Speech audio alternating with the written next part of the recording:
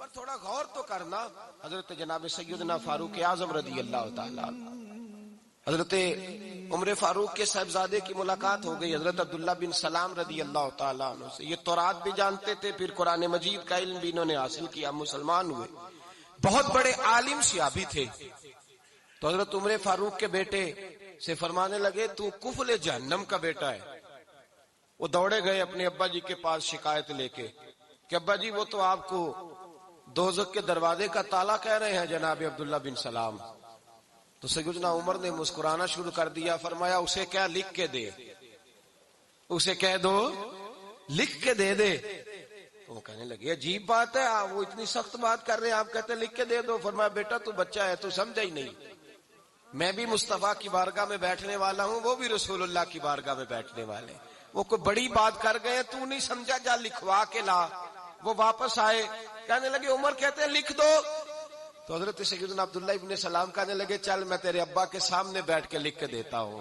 وہ آئے، سیدنا عبداللہ ابن سلام رضی اللہ تعالیٰ لکھا کہ میں نے خود مصطفیٰ کریم سے سنا ہے کہ عمر جہنم کے دروازے کا تالا ہے، لکھ دو.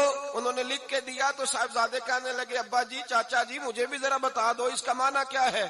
تو حضرت عبداللہ ابن سلام کہنے لگے بیٹے اس کا مطلب یہ ہے کہ جب تک عمر دنیا میں رہے گا جہنم کو تالا لگا رہے گا، یہ لوگوں کو گناہ نہیں کرنے دے گا، یہ آڑ بن جائے گا، یہ جانے نہیں دے گا لوگوں کو دوزخ میں، دروازہ بند رہے گا جب تک. اتنا بڑا شخص جو گناہ کرنے ہی نہ دے، جس کے بارے میں نبی پاک فرمائے کہ میرا عمر جس گلی سے گزرے شیطان رستہ ہی بدل جاتا ہے، وہی عمر فاروق رضی اللہ تعالیٰ، وہی عمر فاروق رضی اللہ تعالیٰ.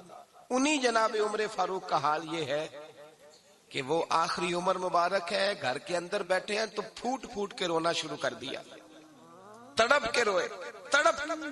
زوجہ کہنے لگی بیٹے سے کہ پتہ کرو تمہارے باپ کو کوئی مسئلہ تو نہیں، تکلیف تو نہیں، طبیب کا بندوبست کرو. شہزادے اٹھے، ابا جی کیا بات؟ کا بیٹا کوئی بات نہیں، اماں کو بلاؤ. والدہ بھی آ گئی، جناب عمر کی زوجہ بیٹھ گئی. کیا بات ہے، کیوں رو رہے ہیں؟ فرمانے لگے آج مسجد سے نکلا تھا تو میرے مصطفیٰ کے صحابہ مجھے نیک کہہ رہے تھے. تو کہا جناب یہ رونے والی بات ہے خوش ہونے والی؟ آپ فرمانے لگے نہیں، ایک خیال نے مجھے ستا دیا ہے کہ باہر تو میں ٹھیک رہا ہوں، پتہ نہیں تمہارے حق میں بھی اچھا رہا ہوں کہ نہیں. زوجہ سے کہنے لگے پتہ نہیں تیرے بھی حقوق ادا ہوئے کہ نہیں، تیری وجہ سے نہ الجھ جاؤں، بیٹے کی وجہ سے نہ الجھ جاؤں. بندہ کتنا بڑا ہے، خوف کتنا زیادہ. تو ڈھٹائی کے ساتھ مسجد نہیں جاتا، تو اپنی مرضی سے جاتا ہے. کوئی خیر کا کام تو کرتا ہے تو اپنی موج میں آ کے کرتا ہے، اور تو کہتا ہے اللہ معاف کر دے گا. راتی ساری کر کر زاری، او نیند اکھاں تھی توندے تے فجر اوہی گناہگار کا ہاون سب تو نیمے ہوندے.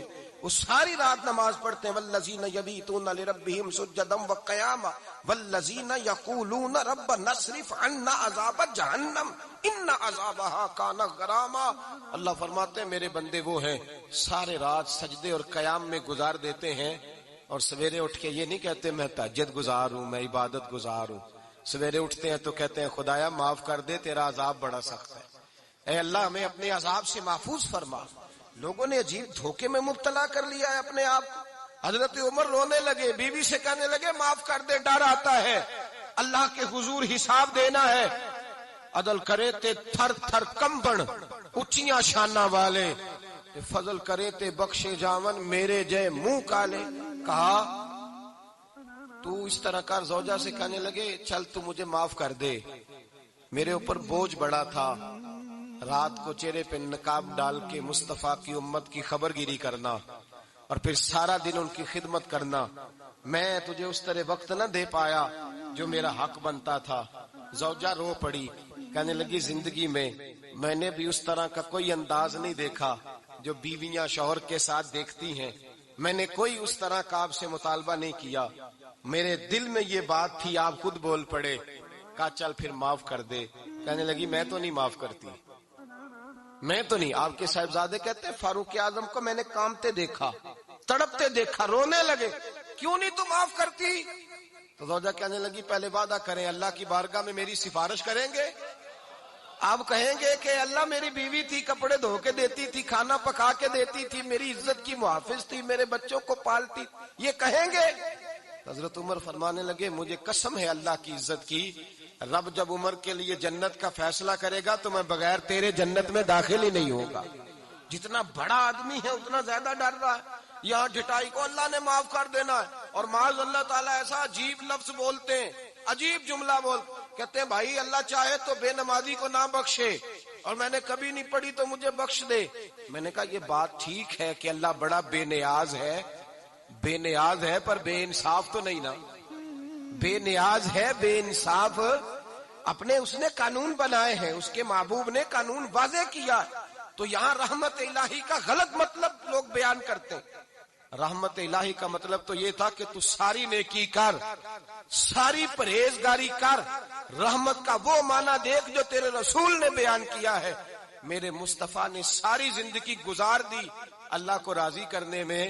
حضرت عائشہ صدیقہ فرماتی ہیں آخر میں مصطفیٰ فرماتے کیا ہے؟ کہتے ہیں عائشہ مجھے بھی میرا عمل جنت میں نہیں لے کے جائے گا، میں بھی خدا کے فضل سے جنت میں جاؤں گا۔ یہ امید رحمت الہی ایک مطلب تو یہ۔ پھر کچھ لوگ کہتے ہیں حضور ہماری سفارش کریں گے، نبی پاک ہماری، بولیے جاگ رہے ہیں آپ لوگ، حضور ہماری، ہاں وہ اللہ خیر کرے۔ ہم ذرا خشک لوگ ہیں نا تو کئی دفعہ خشک باتیں کرتے ہیں۔ میں نے کہا تھا 2-4 دن پہلے بھی کہ نعت ہمارا ایمان ہے، پر نعت عمل کا درس دیتی ہے، بے عملی اور بد عملی کا درس نہیں دیتی۔ بد عملی کا درس نہیں دیتی کہ نعت خواں اٹھ کر کے کہے کہ بس چھٹی، میں عشاء کی نماز پڑھ کے آیا ہوں اور فجر پتہ نہیں میں کب پڑھوں گا، اور جو میرے منہ میں آئے گا میں کہہ دوں گا الا ماشاءاللہ، بس نعت پڑھوں گا تو سفارش ہو جائے گی۔ او خدا کے بندے، جس بندے سے انسان نے سفارش کرانی ہوتی ہے اس سے اس کا کوئی تعلق بھی تو ہونا چاہیے نا، کوئی رشتہ بھی تو ہونا چاہیے نا۔ کیا نبی پاک کی غلامی صرف یہ ہے کہ حضور کے نعرے لگا دیے جائیں؟ کہ غلامی مصطفیٰ صرف اتنی ہے کہ جب بندہ محفل میں آئے تو وہ واہ واہ سبحان اللہ الحمدللہ یا رسول اللہ، معاملہ ختم ہو گیا؟ جتنا کوئی غلام زیادہ ہے اتنی اس کی فرما برداری بھی زیادہ ہونی چاہیے۔ غلام کو تو چاہیے ایک ایک ادا پر مر مٹے، اس کا تو گزارا ہی نہیں ہوتا اپنے محبوب کی ادا کے بغیر۔ تو شفاعت مصطفیٰ کی امید رکھتا ہے اور حضور کی سنت پر عمل نہیں کرتا۔ وہ جنہوں نے زندگیاں گوا دی، لگا دی رسول اللہ کے دین کی نوکری میں۔ دوران جنگ ایک عورت کا بچہ کھو گیا اور بچہ بھی دودھ پیتا تھا۔ دودھ پیتا بچہ کچھ دیر ملے نا تو ماں کی چھاتیوں میں دودھ جوش مارتا ہے۔ دودھ پیتا بچہ کھو گیا تو عورت دیوانوں کی طرح، مجذوبوں کی طرح بچہ تلاش کرتی، میرا بچہ، کبھی ادھر جاتی ہے کبھی ادھر جاتی ہے، ڈھونڈتی ہے، تلاش کرتی، پریشان ہوتی۔ میرے رسول کریم کی نظر پڑ گئی، حضور کی نظر رحمت ہو گئی تو محبوب فرمانے لگے صحابہ بتاؤ اس کا بچہ ڈھونڈو۔ ایک صحابی کہنے لگے حضور مجھے پتا ہے کہاں ہے، ابھی ملوا دیتا ہوں۔ تو حضور نے فرمایا یہ اپنے بچے سے کتنا پیار کرتی۔ عرض کی حضور نہ کوئی ماپ سکتا ہے، نہ کوئی تول سکتا ہے، نہ کوئی اندازہ کر سکتا ہے۔ حضور کی آنکھوں میں آنسو آ گئے۔ فرمایا ذرا ایک بات تو بتاؤ یا رسول اللہ پوچھئے۔ فرمایا اگر اس کا بچہ اسے مل جائے تو یہ اسے آگ میں ڈالے گی؟ صحابہ عرض کرنے لگے حضور ہو ہی نہیں سکتا، یہ تو گرم ہوا نہیں لگنے دے گی۔ تو حضور فرمانے لگے میرا رب اس سے بہت بڑھ کر اپنے بندوں سے محبت کرنے والا اور اس سے بہت بڑھ کر اپنے بندوں پہ رحم کرنے والا ہے۔ وہ بھی چاہتا نہیں کہ اس کے بندے جہنم میں جائیں، وہ بھی چاہتا۔ حضور ہر لمحہ اللہ کی رحمت کا ذکر کرتے ہیں۔ امام غزالی نے بڑی خوبصورت روایت لکھی، حضرت ابو ہریرہ رضی اللہ تعالیٰ عنہ فرماتے ہیں کہ ہم لوگ بیٹھے تھے تو یکا یک ایک دیہاتی عرابی آیا، یکا یک اندر داخل ہوا، السلام علیکم کہا۔ بندہ بڑا سادہ تھا، یہ بھی نہیں پوچھا کہ باتیں کیا ہو رہی تھی، کوئی سوال جواب نہیں۔ سلام لینے کے فوراً بعد عرض کرتا یا رسول اللہ ایک مسئلہ پوچھنا تھا۔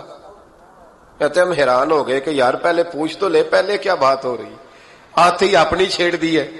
ایک مسئلہ پوچھنا تو حضور نے فرمایا پوچھو۔